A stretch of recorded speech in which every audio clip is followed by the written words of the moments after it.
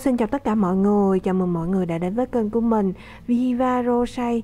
Thì hôm nay mình sẽ hướng dẫn các bạn móc một đôi găng tay hở ngón có đính nơ như thế này. Ok, bây giờ chúng ta sẽ bắt đầu luôn nha. Thì chất liệu đây mình sử dụng đó là len shop, và ở đây thì các bạn cần phải có 2 cuộn với 2 màu khác nhau. Và kim móc đây mình dùng cái độ dày đó là 5.5 mm. Bước đầu đó là các bạn sẽ dùng len màu trắng và bắt đầu móc phần thân găng tay. Và để móc được phần thân, trước hết đó là các bạn cần phải lấy mũi đầu tiên. Và cụ thể cách lấy mũi đầu tiên sẽ là như sau. Trước hết đó là các bạn sẽ căng len ra như thế này. Sau các bạn sẽ dùng kim móc quấn qua len một vòng. Sau khi mà các bạn đã tạo được một phần lỗ như thế này rồi thì các bạn sẽ dùng kim móc kéo len qua phần lỗ như thế này cho mình. Như vậy là các bạn đã có được một mũi đầu tiên như thế này rồi. Bước tiếp theo đó là các bạn sẽ gài lên tổng cộng là 20 mũi móc xích.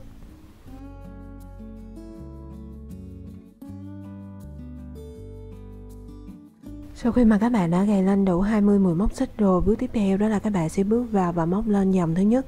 Và để móc dòng thứ nhất, trước hết là các bạn sẽ móc lên một mũi móc xích nữa. Sau đó thì bỏ qua chân mũi đầu tiên, đâm kim móc vào chân mũi thứ hai này, móc lên một mũi dời nửa kép. Và để móc mũi dời nửa kép, trước hết đó là các bạn sẽ quấn len quanh kim một vòng.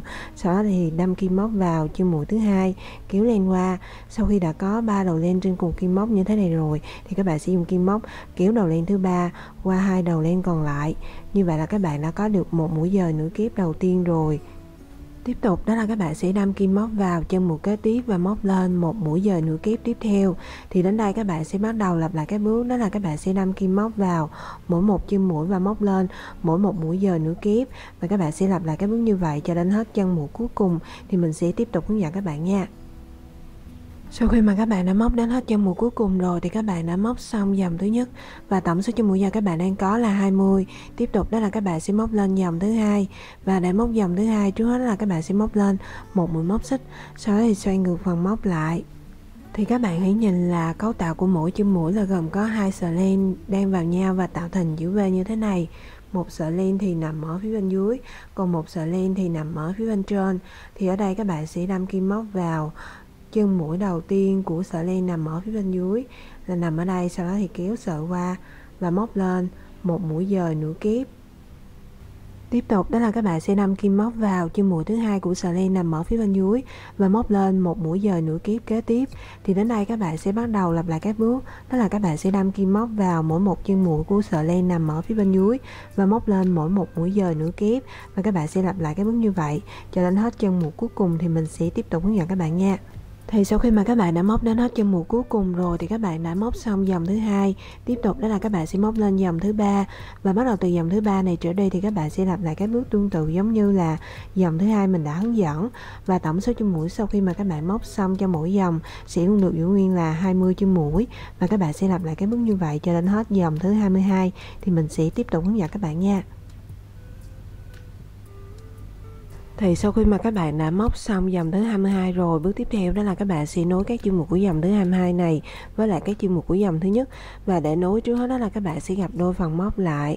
Sau đó thì các bạn sẽ chia dòng thứ 22 và dòng thứ nhất ra làm 3 phần. Thì tính từ tay phải của mình tính qua là phần thứ nhất là gồm 7 chân mũi, phần thứ hai là gồm 6 chân mũi và phần thứ ba là gồm 7 chân mũi. Thì các bạn chỉ nối phần thứ nhất và phần thứ ba và các bạn sẽ bỏ qua phần thứ hai. Và cụ thể cách nối sẽ là như sau. Và các bạn sẽ dùng cái sợi len đã móc dòng thứ 22 để nối luôn. Và đầu tiên thì các bạn sẽ lấy kim móc ra khỏi chân mũi đầu tiên của dòng thứ 22. Sau đó thì các bạn sẽ đâm kim móc vào chân mũi đầu tiên của dòng thứ nhất, kéo chân mũi đầu tiên của dòng thứ 22 này qua chân mũi đầu tiên của dòng thứ nhất. Sau đó thì móc lên một mũi móc xích, tiếp tục đâm kim móc vào chân mũi đầu tiên của mỗi dòng và móc lên một mũi dời.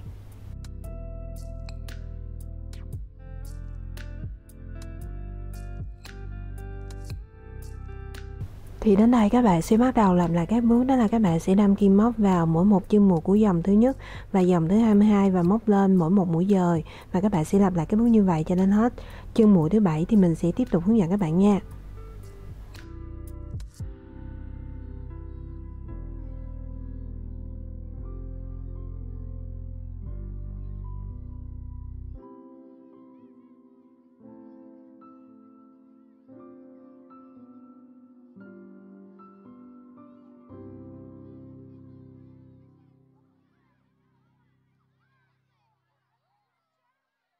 Sau khi mà các bạn đã móc đến hết chân mũi thứ 7 rồi, bước tiếp theo đó là các bạn sẽ kết mũi lại bằng cách là móc lên một mũi móc xích, sau đó thì kéo lên ra một đoạn và dùng kéo cắt đi phần đoạn len thừa này cho mình.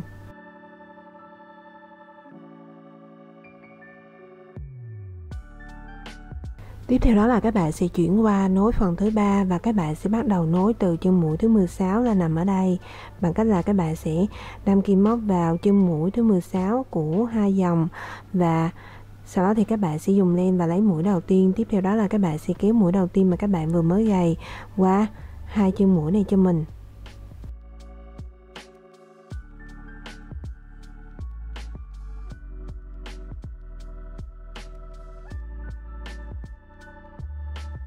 Tiếp tục các bạn lại móc lên một mũi móc xích, sau đó thì đâm kim móc vào chân mũi thứ 16 của hai dòng và móc lên một mũi dời. Thì đến đây các bạn sẽ bắt đầu lặp lại cách nối tương tự giống như là phần thứ nhất mình đã hướng dẫn, đó là các bạn sẽ đâm kim móc vào mỗi một chân mũi của mỗi dòng và móc lên mỗi một mũi dời.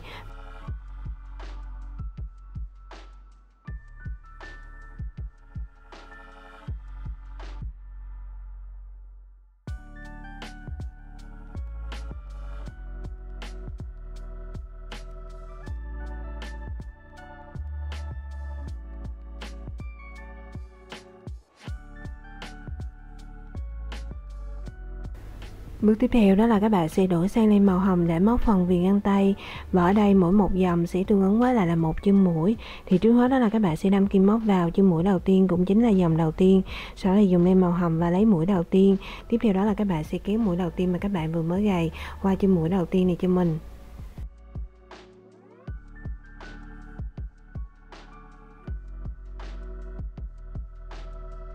Sau đó thì các bạn sẽ đâm kim móc vào chân mũi thứ hai, cũng chính là dòng cuối cùng, và móc liên tục 3 mũi nối kép cùng một chân mũi.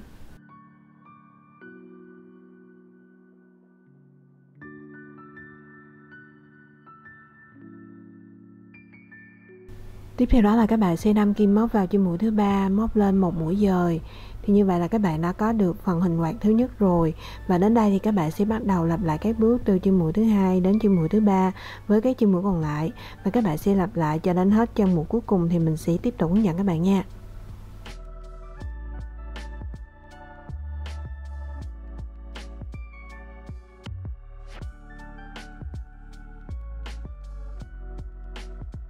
Sau khi mà các bạn đã móc đến hết chân mũi cuối cùng rồi, bước tiếp theo đó là các bạn sẽ đâm kim móc vào chân mũi đầu tiên, kéo lên qua và móc một mũi dời.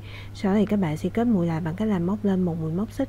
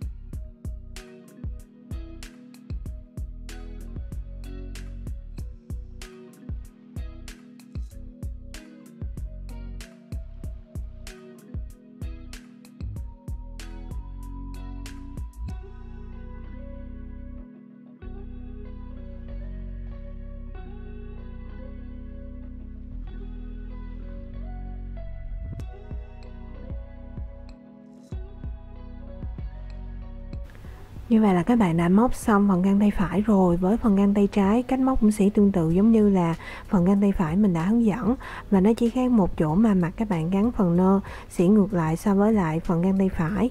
Thì như vậy là các bạn đã hoàn thành xong một đôi găng tay hở ngón như thế này rồi. Mình chúc các bạn sẽ thành công với lại sản phẩm của các bạn làm ra nha. Chào tạm biệt và hẹn gặp lại các bạn ở video sau. Bye bye, see you.